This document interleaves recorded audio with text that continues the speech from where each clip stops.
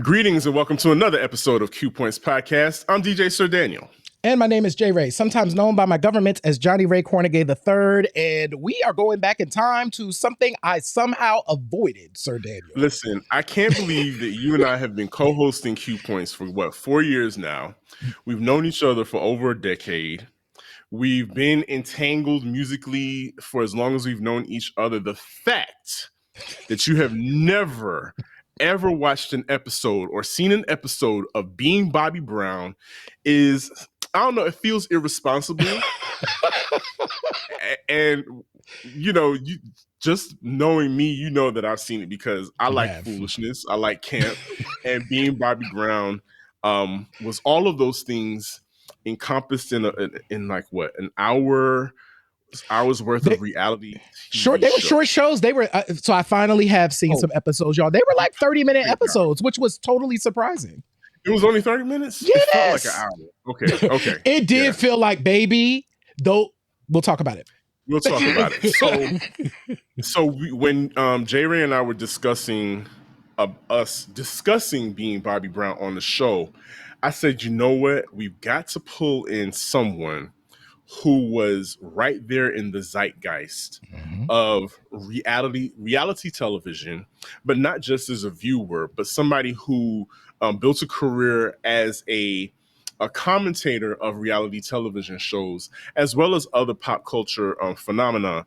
I want us to go back to the early 2000s, J. Ray. The mid 2000s. Where we having like the thing. World, yes. And there was a time when the blogspot, Blogger, this and that, blogs were just on fire. Blogs were everywhere. It was before we had the TikToks and the Instagrams and the Twitters. So actual people who took the time to write pieces would upload these diatribes on all kinds of topics. Yes. You had some people who talked about music, who were critics, who would post. Jerry, I got a lot of free music back then in the Blogger era because it was people were uploading a whole bunch of unreleased songs. And anyway, so people were doing that. And then you had, of course, people who were doing gossip. And then you had the reality television writer or critique. And so one of my favorites, and I've said this time and time again, and I've tweeted this to our guests. There was a time when I was working down at CBS Radio and would hang out in Colony Square after my job because I was so broke, I didn't have Wi-Fi at home. So I would use the Wi-Fi in Colony Square to go and look at my favorite blogs every day. And there were two of them in particular that I could not go a day without looking at. The first one was Crunk and Disorderly. Yep. That was run by Freshalina, aka Sharika, and I see her every now and then on the socials, but I think she's really fallen back from that. And the next blog, which was written by our special guest today, was a blog called Fourfour. And sometimes on this blog, our guests would had a cat at the time that would make appearances on his blog. Really? Yes. And that's how much I was into this. I mean, I was into it. I was into it heavy because our guest was so witty and had such a keen perspective on different reality shows, like especially America's Next Top Model, which always had me in stitches. But J. Ray, I want us to welcome our guest. So, ladies and gentlemen, before we introduce and show you our guest, J. Ray, I want you to do the man justice and give him his propers. Absolutely. We absolutely have to do this, and this is exciting, y'all. Rich Juzwiak is a writer and podcaster from Brooklyn. He is the co-host of the Pot Psych podcast and the co-writer of Slate's Love and Sex Advice column. How to do it. I love that title.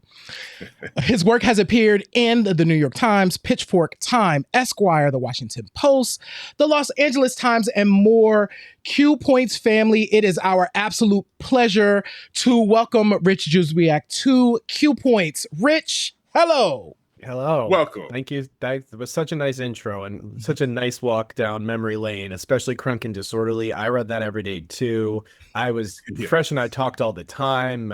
She just felt like my people. So this is really nice.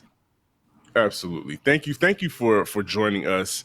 And as we set up in the beginning, the topic, the focus of this episode is going to be being Bobby Brown. Mhm. And it dawned on us before we hit record is like there's probably a generation of people Yeah. that have never even seen that show and don't even know that it exists. But as a writer, Rich, like you've covered reality television, like I said, for many years. How has reality television influenced you in your commentary as a writer and someone who puts a focus on the culture for people? Well, I think it's probably intensified my love of the absurd, which Yes. I've long loved. I mean, you mentioned camp. I always thought, especially in the early days, that reality TV was kind of like ground zero of camp in modern culture. You just saw people acting out like extreme human behavior is what I wanted out of reality TV. So just the kind of, I don't know, watching humans be bizarre and endearingly so. I love that aspect of it. And I think also probably it's affected my suspicions because just, not just watching the shows, but like hearing people talk about them, understanding how they're made, we know how much is manipulated. So, I think in general, it's made me a little bit more suspicious about kind of the messages that we receive and how doctored they can be. So you actually bring up something that I think is really important because I think my thought is in the early years, I'm thinking like Real World season 1. Yes. It really did feel real. Like, well, one, these were people that we knew that the jobs that they were doing, we had seen. I had seen Heather B in like BDP videos. So I knew that, no, like she's just doing what she normally does because this is what she do. So it felt really real. But we get to this point, and by the time the show we're about to talk about comes out, Being Bobby Brown, we've already had the Osbournes, we've already had Newlyweds, and we've gotten, many seasons of The Real World by that point. So that idea of by the early 2000s, we kind of have a more of a sense of the production of reality TV. But do you think, when you think back to those early years and thinking about The Real World, do you see that as more real from your perspective? Yeah, well, for sure. Well, I mean, the first Real World, nobody had any idea what that was going to be. They didn't even understand what that would look like on TV. They signed up for a documentary basically, and they just kind of lived their lives. I mean, there was probably something of a Hawthorne effect, that's a term about like scientific studies, how the very act of being studied can affect people. This is something that has been kind of observed and documented for like 100 years. So you turn a camera on somebody, are they their truest selves? Maybe not. But when you don't have an entire industry or like a career path in front of you that you know about, I think you're going to get a far different effect than a few seasons in when people understand that they can, do the college lecture circuit. Then came the challenge and all of this stuff where it behooves you to make TV so that they keep putting you on TV and then you can have a career from that. Although I do think that in terms of all of this, Being Bobby Brown is an example of something that did feel really real to me. In a lot of ways. I mean, the show is basically about nothing. It's about like sitting around. The show's about like being in hotels and going out to dinner, which are two things that like I love. So thank you so much, Rich, for doing that. Because as Sir Daniel mentioned, I had not seen Being Bobby Brown in the early 2000s. So back in the day, folks, cable had packages, right? So you got to determine what you got based on what package you had. And Bravo wasn't in the package that I had. And even as a music lover, I was like, I am not getting Bravo just so I can watch Bobby Brown and Whitney Houston in 2005 on reality TV. That sounds not like something I wanted to do. So I missed the whole thing. So thank you for kind of setting up the show, because when I went to watch it in preparation for this conversation, I was just sitting there like, oh, Oh, is this what we're doing? We're not doing much today. This is like Seinfeld, except Whitney, Bobby, family, and a bunch of random other people in Atlanta. Exactly. And that was enough for me. Right. Right. You know? They didn't need more than that.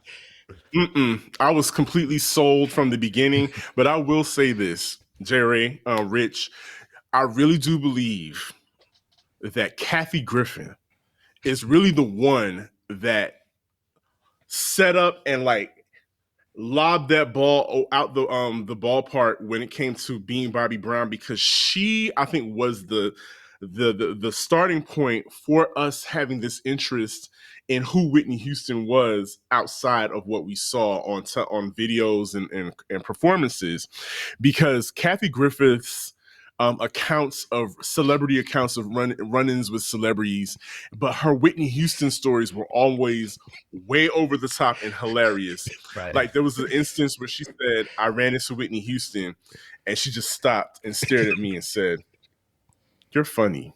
and the crowd erupted in laughter because we knew That's that real. meant like, Kathy, you might want to run because Whitney Houston is probably about to, really quickly. Yeah. But like, but as far as the show is concerned, like you set up the premise, and Rich, you made a great point about a lot of reality shows take people that don't necessarily have a career path and put them and create personalities, or I should say assign them personalities, and then give them a platform to become a star, quote unquote, without any actual talent.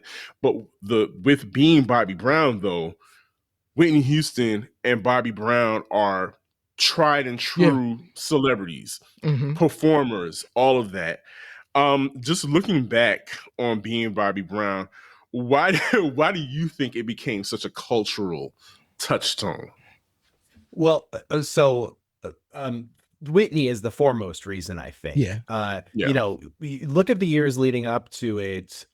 In 2001, there was the Michael Jackson tribute, which Diane Sawyer referenced in her 2002 interview, which had people worried. And, you know, there were rumors around 9/11 that Whitney had died. Whitney had to like issue a press release being like, "We have a lot more important things going on.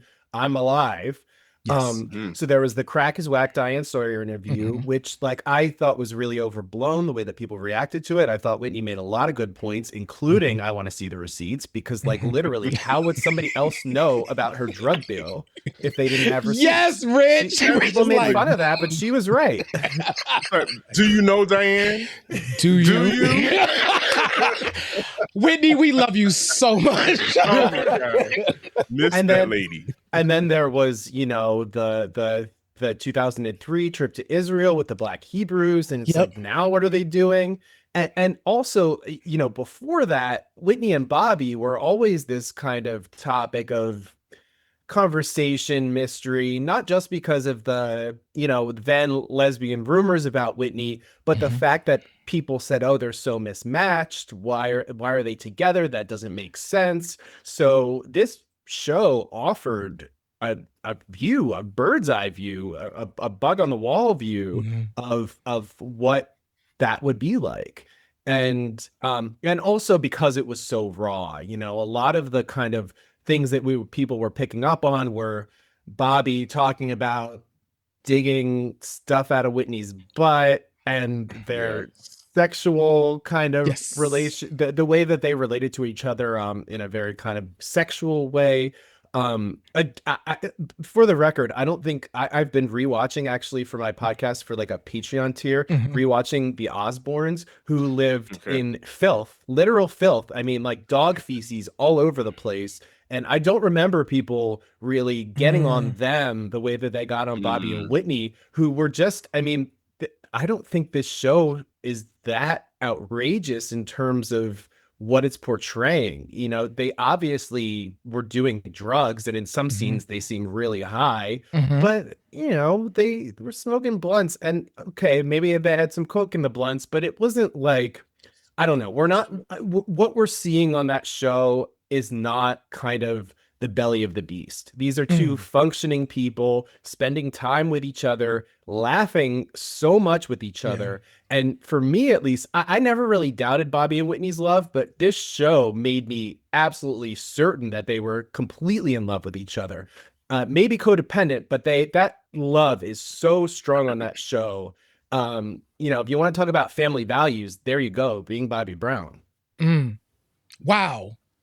That's such an interesting thing. So so one of the things I found myself having to do, y'all, when I was going back and getting ready for this show, is I had to take off my 2025 Johnny hat and because at first when I started watching it, fun story. So I watched the Christmas, there's like a Christmas special or whatever.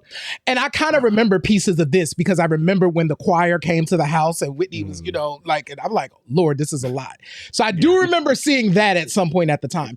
But what struck me as an aside is Whitney in the fur. I was like, that's the fur that she was wearing when she went to the gas station in her white Hummer that she was telling Whitney about.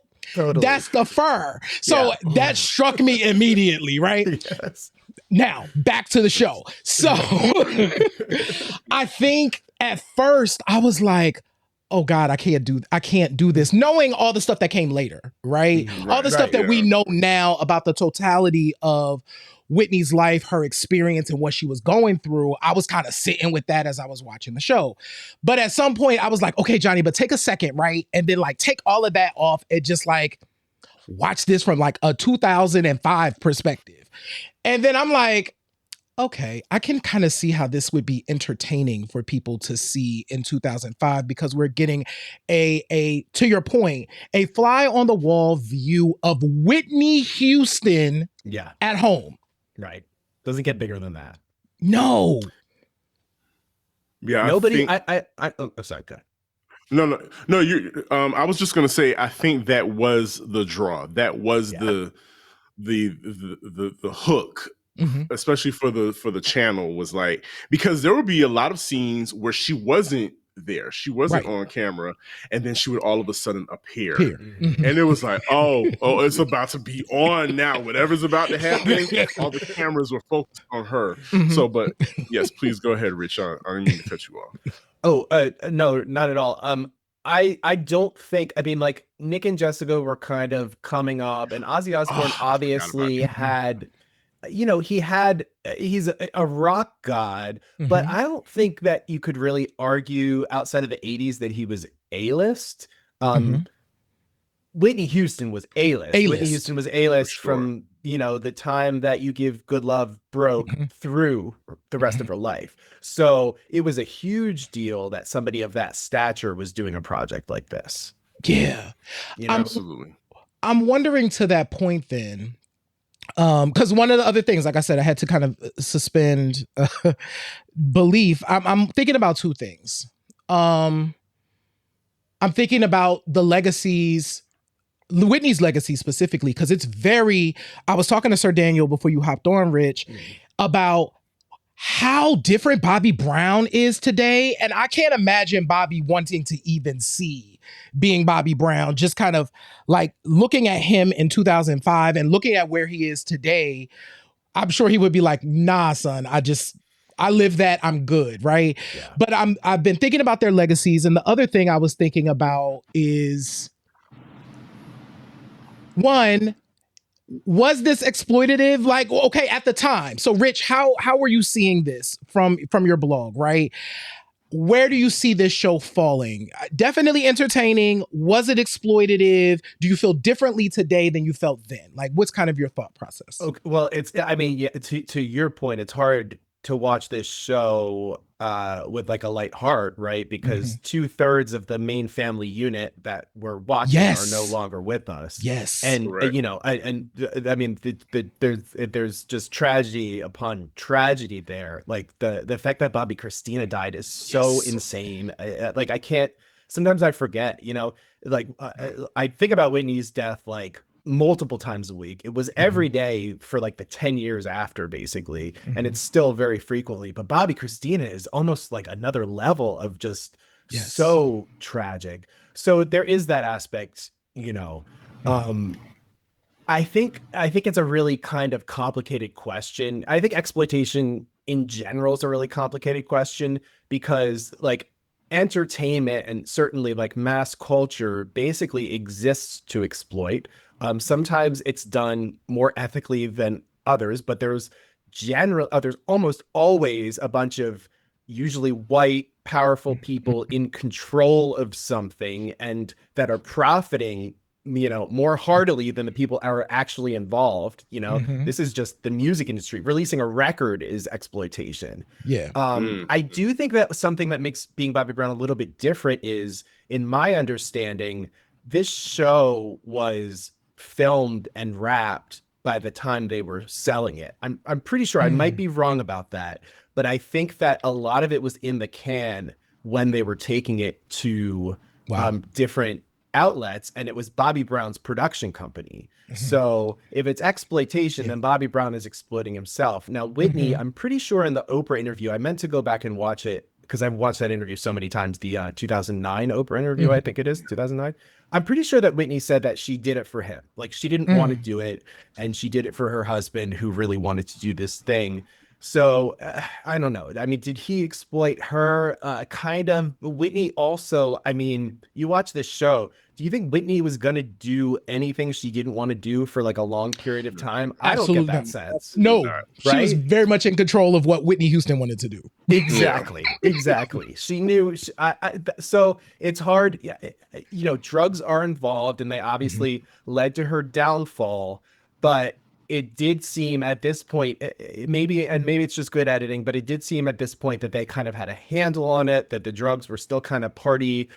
We're sitting around smoking weed and laughing together kind of drugs.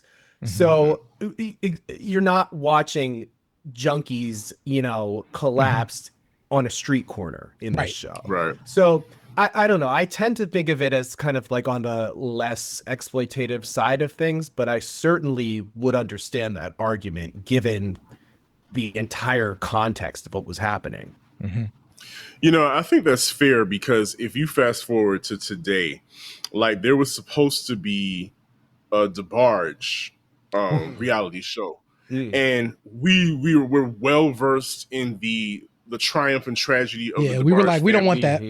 And we saw the trailers and it was like, oh, okay, that's a bit much. And it leads me to think about where we are now as far as reality television is concerned.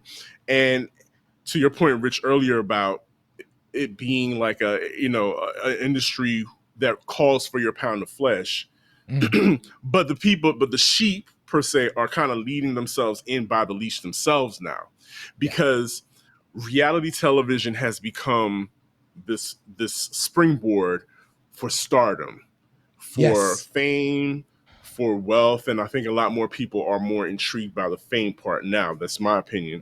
But as far as the quality of reality television today is, and Sir Daniel will say that Being Bobby Brown was quality television. I'm sorry, it was good to me. I had a good time. I had a good time watching it. But now there are things that I just have absolutely no interest in watching, because everybody feels contrived. We know that there is a control room full of people. Everybody has like workshopped their personality and their storyline before they even got on camera. So it's not satisfying to me anymore. So where are we now with reality television, Rich? And what about the future of it? Are we still going to have reality television, say, in the next 5 years?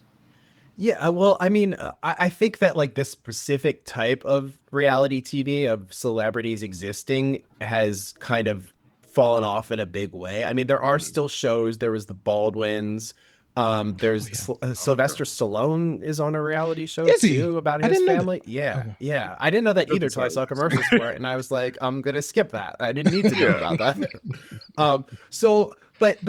But as it kind of fell off, social media and Instagram and ways of celebrities capturing themselves via video kind of took off. So there's less of a need for it. And here's where like the kind of exploiters like are useful, because I think that what you get a lot of the time is, you know, like anybody's social media feed, very curated, very kind of like not the reality, but the reality that they want to show you. Whereas if you have people in control, like on Hey Paula, that's a crazy show. You could definitely argue that's exploitation, but that can't take your eyes away from it. But you would never get that side of Paula Abdul if she were left to her own devices, you know? So you know, there is something to be said for having a kind of person in charge, you know, from a journalistic standpoint, that's actually going to help show the story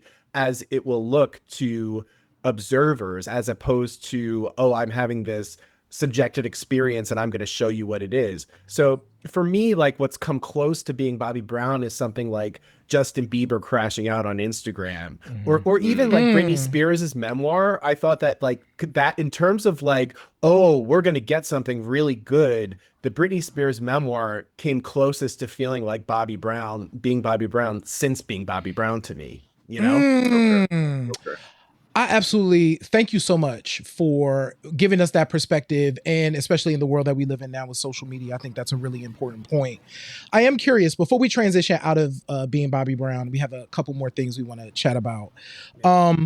Do you see in the reality TV space, and I mean, when we think about Bravo now, Bravo is kind of synonymous with reality TV. Yes. Do we see being Bobby Brown, like pieces of that and what they were doing there kind of echoed in shows today? Are you seeing any of that? I don't know, because it's so singular, you know? I mean, you know, Whitney would show up on screen without makeup and kind of a wet look wig. And Yes. that was impactful in a way Yes. that Yes. somebody else doing that wouldn't be, because that nobody else is Whitney Houston, you Right. know? So it's very hard to kind of say. And also keep in mind that like people watch the show and people talked a lot about being Bobby Brown, but there was a lot of negativity about it. And I don't know that people would like basically at the time would have admitted to being influenced by it, you know, by and large. So it's hard to say. And then of course, like, you know, 2007, 2 years later, is the Kardashians, which kind of changes everything. Yes. And so I guess, but that show was kind of boring too, right? So kind of like nothing happened in a way, but although also that's really when you started seeing the contrivance too. So there's just something about the fact that you took like this couple that was so cared about by people who listen to pop music, especially black music, like just Whitney and Bobby are just a couple for the ages, you know? Yes. You say those names, everybody knows exactly what you're talking about, what they were like, what that dynamic is. You don't really get that. You're not going to get Real Housewives being like that because they're not Whitney and Bobby, you know? Yeah. There's actually a scene in Being Bobby Brown where they're being interviewed on a red carpet and they're talking about the show that was coming up, and someone said, "Oh, are you going to be like Nick and Jessica?" And Whitney says, "They're cute, but we're Whitney and Bobby." Whitney and Bobby, yep.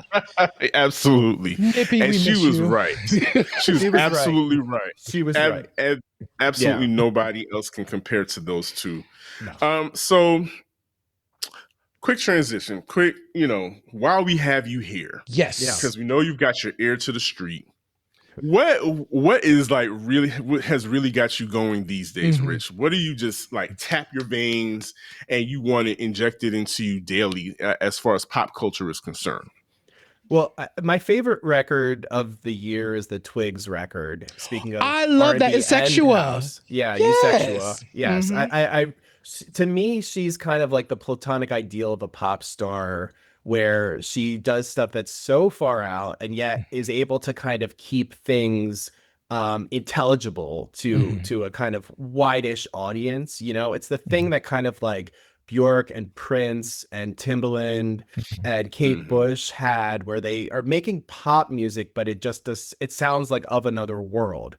To me, like Twigs does that. So I've been a little bit disappointed with her attitude sometimes this year, but in general, I really, really love that record, and I want more stuff to be that good, because like, I care about pop music, but a lot of the kind of B-tier working class pop girls that, gay men love so much just don't do it for me. There's a lot of mediocrity out there. We talk about it all the time. Right? I mean, there's just stuff I just don't get it a lot of the time. And, unfortunately, as I've gotten older, I have just found it harder to love stuff. There's stuff I like, but but the way that I would care about a Sierra album coming out, just it's not Right. It doesn't happen to me that much anymore. There aren't stars anymore. In my opinion, exactly. The rollouts aren't there. No rollouts. It just doesn't feel like you said. It just doesn't feel like we're not being edged enough. For lack of a better term. We're not. We're not. There's no teasing. There's no titillating us anymore. Listen, Rich, before we get out of here, the people have to connect with you. You have a podcast. You have all types of things going on. So how should people get into the Rich Juzwiak world? Where should they start? Okay. Well, I mean, my podcast is my podcast is basically like my blog these days. It's where I put stuff that I'm not writing about, that I just have a thing or two to say about, that I'm not going to write a whole essay about or whatever. So that's Pot Psych. That's, anywhere you listen to podcasts, Spotify, Apple Podcasts, etc. You can listen to that. I mean, it is a big bunch of nonsense, I have to say, but I wouldn't have it any other way, really. The extreme human behavior, the absurdity, I'm trying to put back out into the world what I love so much about it. And then I write this column for Slate. It's not pop culture, although I sometimes make a pop culture reference, but it's called How to Do It, and we publish that multiple times a week. So I'm the co-writer. I write with Stoya, who's a former adult performer and a thinker, and she's wonderful. So we have a lot of fun with that. We've been doing that for 6 years. Awesome. And my Instagram, Rich Juz, RICHJUZ. That I put stuff up there from time to time, but I'm not super I used to tweet all the time, and now I don't. And then I stopped, and now I don't even know where I would start. I don't have the capacity to just keep going. I have other stuff to do. You know? Yes. So I can't, I just fell off with that. So I'm not super active on social media, but when I see something that makes me chuckle, I'll throw it on my Instagram stories. Cool beans. Awesome. Well, this has been a treat. For me I'm too. Super grateful to have had you on this episode of Q Points. J. Ray, let the folks know what they need to know. Well, listen, y'all, thank you so much. If you can see our faces and hear our voices, make sure that you go ahead and subscribe, and make sure that you go on over and subscribe to Pot Psych as well, because you want to share this information. So if you like it, maybe your friends, your colleagues, your family, they might like it too. So go ahead and share it. That is absolutely free. You can visit our website at qpoints.com. There you can see our entire archive of episodes. And baby, there are a lot of episodes to tune into. So you should do that. You can also check out our digital publication, Q Points Mag, where you get some additional stuff over there at magazine.qpoints.com. And if you want to support the show, you can check out our store at store.qpoints.com. We appreciate y'all. We love y'all. We absolutely do. And it's like I say in every episode, in this life, you have a choice. You can either pick up the needle or you can let the record play. I'm being Sir Daniel. I'm being J. Ray. Are you going to being Rich? Being Rich Juzwiak. Yeah. And this has been Q Points Podcast, dropping the needle on Black music history. We will see you on the next go round. Peace, everybody. Peace, y'all.